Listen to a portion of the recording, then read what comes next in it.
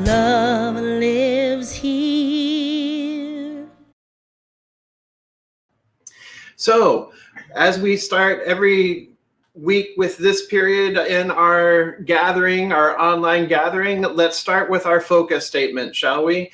And let's really embody it. Let's really bring it forward. So let's say this together. We embolden people to live their highest potential through the transformative power of love. One more time. We embolden people to live their highest potential through the transformative power of love. And so that's the lens that we see everything through here at Riverside Centers for Spiritual Living. And what we are working with this year here at Centers for Spiritual Living Worldwide is the theme of 2020 Global Vision. And specifically this month of August, we are working with the theme of inclusion in action. And today, our discussion is going to be with Jeffon Seeley. And we're going to be talking about better together. So I want to remind all of you who Jeffon is, just a brief glimpse of who he is, and you'll get to know him more here in a minute. But Jeffon is a national speaker and workshop facilitator. He is recognized as a leading resource in the field of diversity and inclusion, generations, mindfulness, and leadership. He assists major corporations, nonprofit organizations, government, and academic institutions with innovative strategies to integrate mindfulness, inclusion, and the evolving generations into management and leadership roles. He is named as one of the emerging spiritual leaders in our world by Reverend Dr. Michael Bernard Beckwith. Jeffon is committed to shining a light of hope, peace, and power into every environment he enters, including ours. So please welcome Jeffon Seeley to Riverside, CSL. Good morning, Jeffon. Hey. Good morning. Great to be here. Great to have you with us. Thanks for joining us this morning. Of course. It's a little bit of I love being there in person and seeing everybody. And, this is beautiful as well. So thank you for all that you're doing. Absolutely. Thank you. So you're, you are, as your bio says, as I just shared with everybody, you are a diversity and inclusion expert. You're a leader in this field. And so we're going to start there this morning. And so from that perspective, and then you're also a member of Centers for Spiritual Living and part of the next generation movement here in the organization. But from that perspective, Jeffon, from your perspective in diversity inclusion training, what for you makes a really strong community? What would you say makes a really, a strong, healthy community? Yeah, that's a community, organization, whatever. Yeah, so we got about 4 hours here, so let me jump right in. I know. Yeah, I think, what one of the most important elements is to begin to recognize the uniqueness that every individual brings. And I just kind of want to preface this by saying that Francis's invocation was so powerful. The inclusivity element that she mentioned is so incredible. But I want to say, as we begin to recognize diversity, we start seeing that regardless where we go, there are differences that exist from the external or physical realm, from ourselves and other individuals. Do we allow those differences that exist between ourselves and other people to create barriers that prevent us from creating an inclusive environment? Or are we willing to internally begin to recognize the commonality that all of us share by way of the life, the God essence, the infinite presence that is available and actually flowing through all individuals? So the way in which I see inclusion and diversity being an instrumental part of any community is recognizing the unique and infinite ways for which God, source, the divine appears. And that is through everybody and everything. And I think we both can agree that there are unique ideas, gifts, words, statements that individuals bring to the forefront of community. And that's what really begins to showcase when everybody has an opportunity to be their authentic selves day in and day out. Yeah, for sure. And, at the very end of Francis's invocation, which, as you mentioned, was extraordinarily beautiful, at the very end of her invocation, she stepped into and brought forth the idea that when we know each other more, then when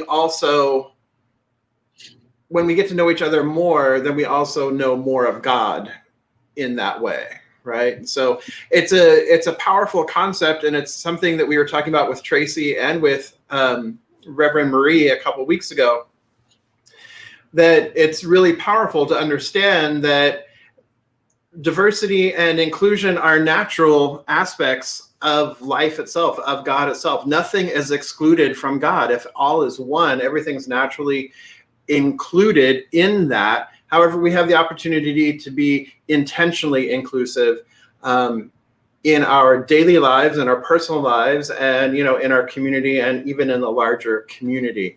I'd like to hear your thoughts around that. Yeah, I mean, diversity, as you mentioned, is a natural byproduct of life. If we even look at the natural world, we recognize it is the unique and infinite, endless diversity that allows everything on this sacred planet to continue to unfold, as it is true for us as humans.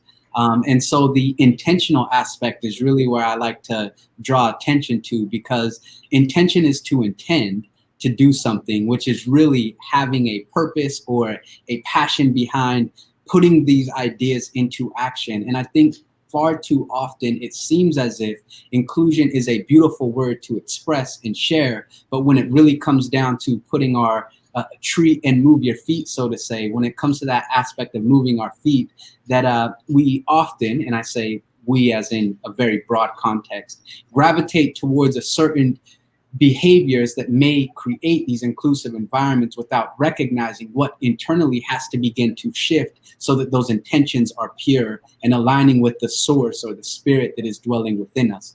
And if we are able to achieve inclusion within ourselves, within our consciousness, within our being, seeing that God is truly everywhere present, then it seems that those behaviors naturally follow.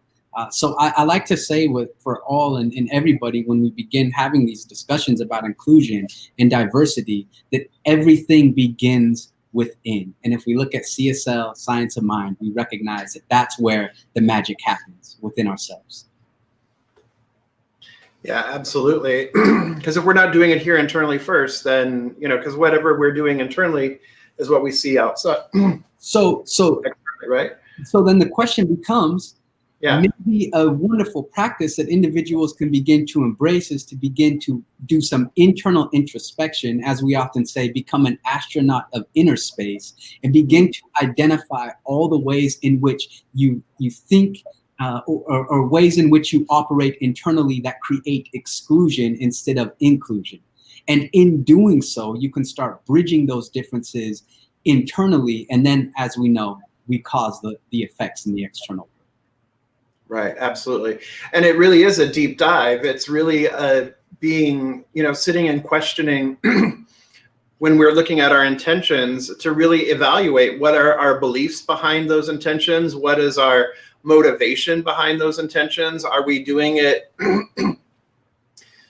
from a more superficial level, more of a surface level? Are we really diving in and really wanting to affect change? And that's that's true whether we're talking about intending, inclusion, or intending, a new house, or intending a relationship, that piece of it, really being clear with our intention and what is our motivation behind that, right? Yes. Yeah. Finding out our why, I think, is an important piece to this. Would you say? Yeah, finding out our why and being willing to authentically interact with other human beings who are completely different than oneself.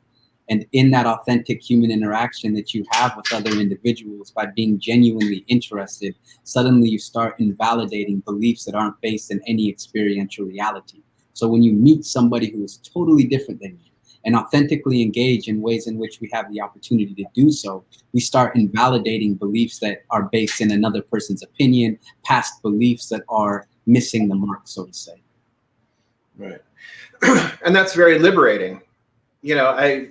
When we start letting go of those old ideas, those old beliefs, and our old idea, I think those old ideas and old beliefs can really be challenged. And that's part of the beauty about coming together with intentional inclusion, is that it's an opportunity to really challenge those unconscious biases or those beliefs that we don't even realize that we're holding on, or the prejudgments that we have made based on any number of things, that it really begins to challenge that. Because when we get proximate with one another, when we have these conversations with one another, coming from a place of openness, then we have the opportunity to hear, we have the opportunity to learn, we have the opportunity to grow. Yeah. It's a powerful point. And, you know, the phrase that we often say in CSL, creating a world that works for everybody. In the process of creating a world that works for everybody, which is inclusive in nature, one must begin to dive deep into the unconscious or subconscious mind to recognize all of the ways that they either consciously or unconsciously participate in creating a world that does not work for everybody. So shining a light of conscious awareness in the unconscious realm of one's being, you begin to illuminate areas that you can allow God to step through and shine through. Yeah, for sure. Endless process, by the way. What's that? Endless process. You know, it's a moment by moment thing continuously taking place. Yeah, for sure.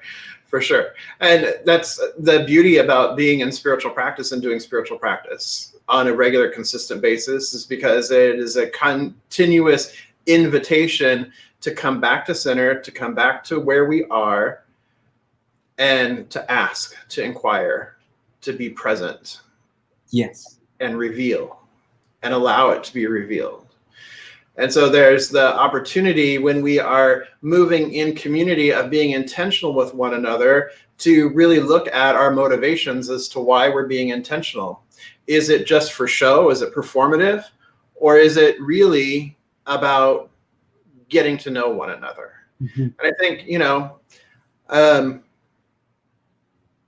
it's such a spectrum, right? As we come to doing this work, that sometimes it might initially be like, I think, you know, we have this value of being inclusive. So maybe I think we ought to be more inclusive, right? And so then the idea then is like, it's coming from a place of should, rather than a place of, this is something that we really value.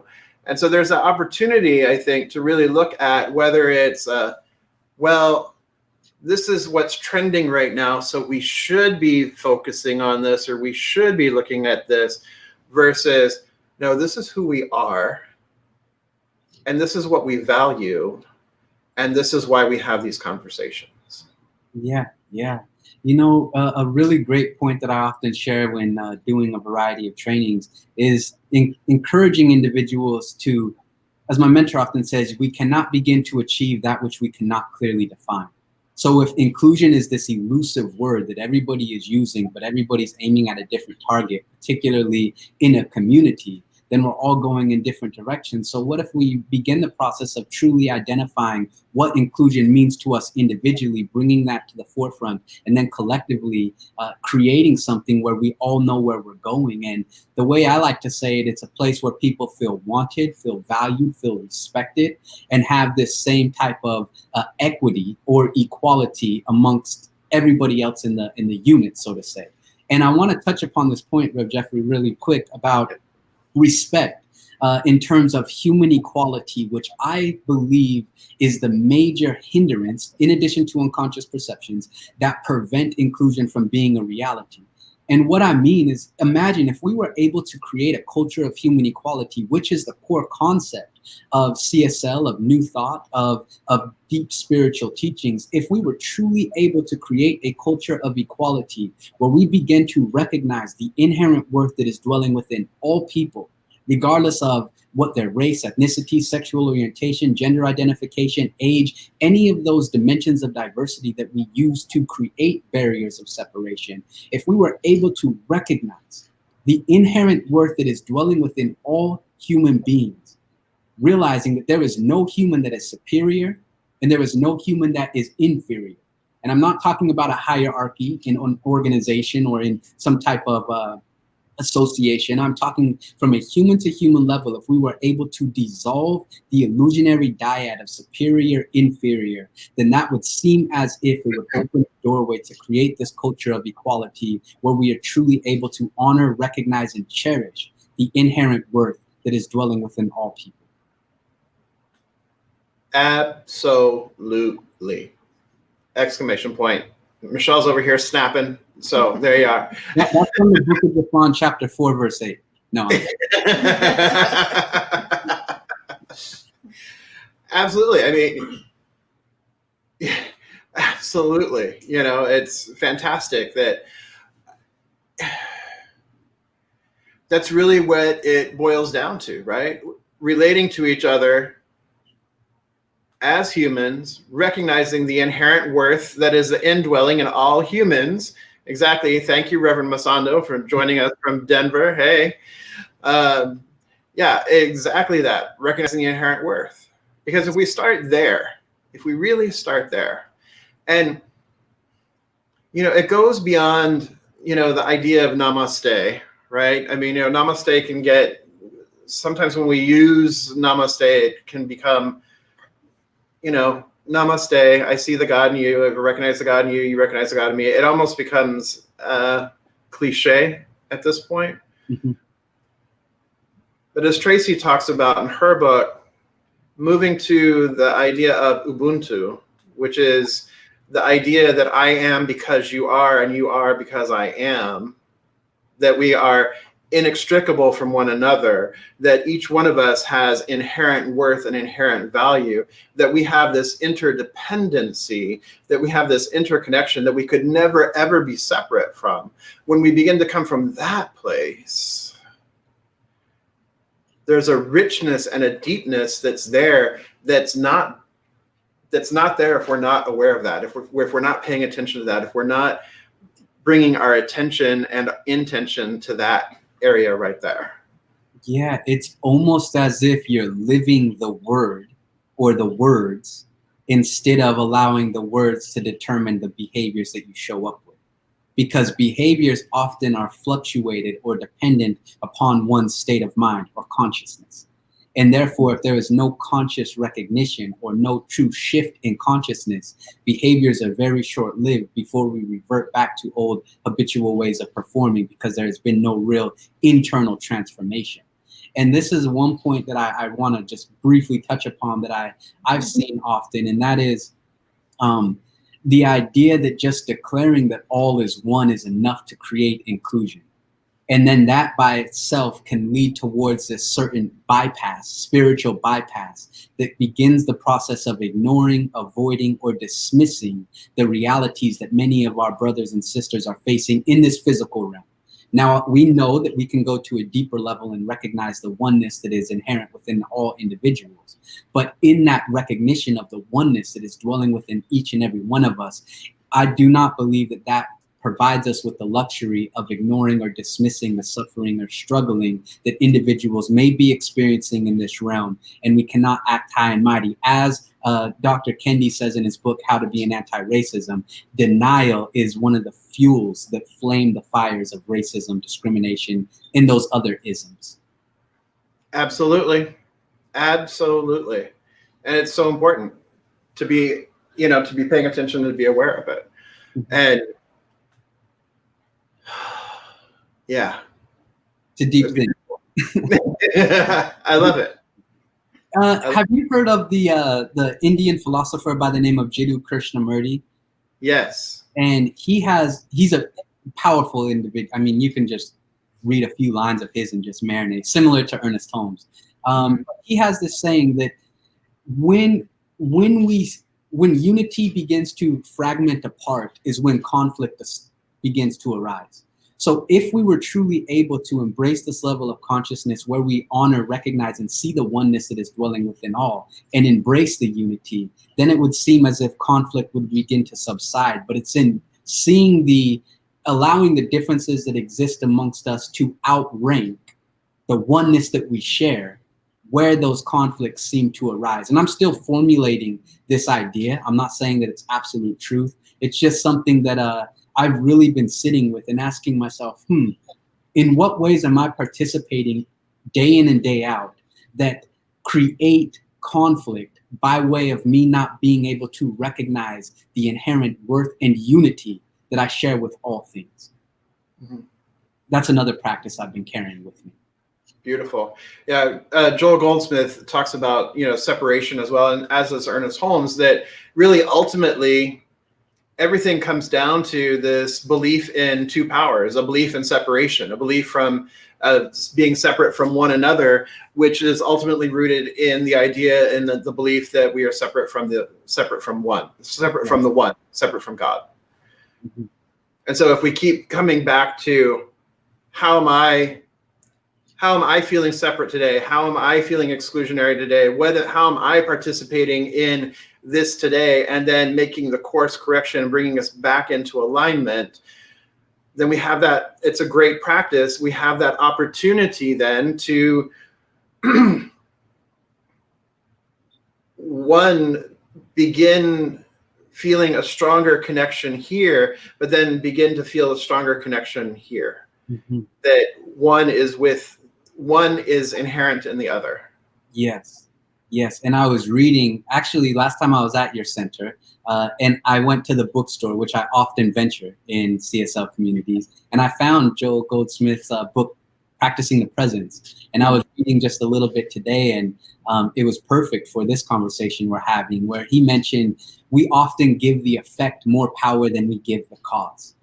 And if we are willing to recognize the causal nature of our being by way of source, by way of the essence of life itself, then we recognize that the effect is simply an output of what is taking place internally. So if we see something we don't like, it's not out there that needs to change. It's something that is dwelling within us, either individually or from a collective consciousness, that in that shifting internally, we ultimately can cause a new effect. So the solution, as we will often say, is dwelling very deep, very close to who and what we are, which is within ourselves. Mm-hmm. Absolutely. So it starts there, and then we have the opportunity then to take it out into the world, as you were mentioning a few minutes ago, is that, we don't deny what's happening in the world. We can't deny it. And, that's just spiritual bypass. If we're saying, oh no, it's all good, it's all God, it doesn't work that way. That just becomes spiritual bypass when you're looking at real lived experiences of lots and lots and lots of people. We have the vision of a world that works for everyone, but we're not living in a world that works for everyone yet. Mm-hmm. Right?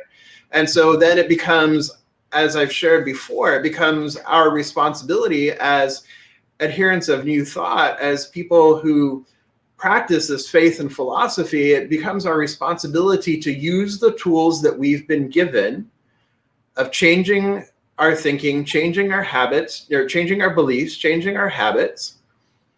We can use these same tools on the greater scale, on the community scale, on the national scale. We have these tools available. And if we're not doing it, who's going to do it? Exactly. Yeah. Right? If we're not doing it, who's going to do it? Then we're leaving the door open for, other folks to use the law as they will to create a world that works for them. Exactly. And as I often say, there is no neutral ground. We are either consciously moving in a direction to create a more empowering, more inclusive, more inspiring, motivating, uplifting environment, or the act of doing nothing is maintaining what currently exists. So we're always supporting, kind of in this analogy, one or the other. And even in the act of doing nothing is the act of doing something, because you're reinforcing what currently exists. So what better time for us to begin to take conscious control or awareness of the tools in which we have to move throughout this experience and assist in coloring our reality by way of things that are always with us: our thoughts, our choices, and our actions. And as I said when I had the privilege to speak at your center, those are the 3 paintbrushes we are moving around with each and every day, coloring this canvas that we call our reality. So think, choose, act, and in doing so, you individually begin the process of creating something completely new. Beautiful. Thank you. So thank you for being with us this morning. There will be more with Jeffon at the top of the hour when we flip on over to Beyond the Message on Zoom. So I invite you to join us there on Zoom for Beyond the Message. So everybody, I want to give Jeffon much love from Riverside CSL. So send him with lots of hearts there in the chat, and the likes in the live stream. So give them lots of love. Thank you, Jeffon. Thank you very much. I appreciate it. Have a wonderful day, everybody. We'll see you in a minute. So let's just come together in consciousness at this time, shall we? I recognize here and now that there's just this one life, this one power, this one infinite, eternal. This one is unity. It is wholeness. It is perfection. It is the allness, the fullness, and the isness that simply is all of life, all of creation. It was so in the beginning. It is so now. It is so always and in all ways. I live, move, breathe, and have my being in it and it as me. That right where I am, this power, this presence, this one life moves, expresses, and makes itself known. I am one with love. I am one with peace. I am one with the wholeness and the fullness that is the allness of this one life. And so I recognize here and now that I am inextricably connected from it, inseparable. It is the totality of my being. And as I know that this is true of me, I know that this is true of each person present here this day, recognizing that each one is one with the one, that we are all divine emanations and impartations of this one life, this one beautiful, magnificent, glorious life that is love, that is wholeness, that is unity. And so I speak my word here and now for this beloved community, Riverside Center for Spiritual Living, recognizing that it is the beloved community, that together we are working to build a world, to create a world that works for everyone and all of creation through our focus of emboldening people to live their highest potential through that transformative power of love. This is the work that we do here in the world. Here for ourselves, for each other, for our community, and for the globe, for the entirety. The right where we are, inclusion already is. And so we are intentionally inclusive. We set our sights, we set our ideas, we set our mind to fulfilling and to being the wholeness and the totality, to expressing it into the world of form. And I know that each one of us is interdependent and interconnected with one another. And because of this, we are stronger together. We are better together. Because of this, we know ourselves more. We know God more. For each is a divine expression of the one life. Coming together in this wholeness, coming together as this community.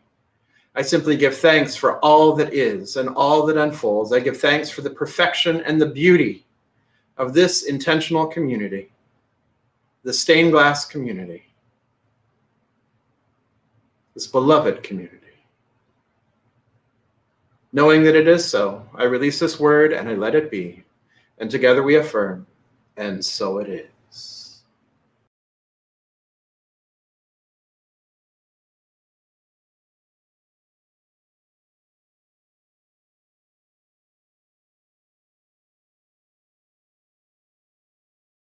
Love lives here.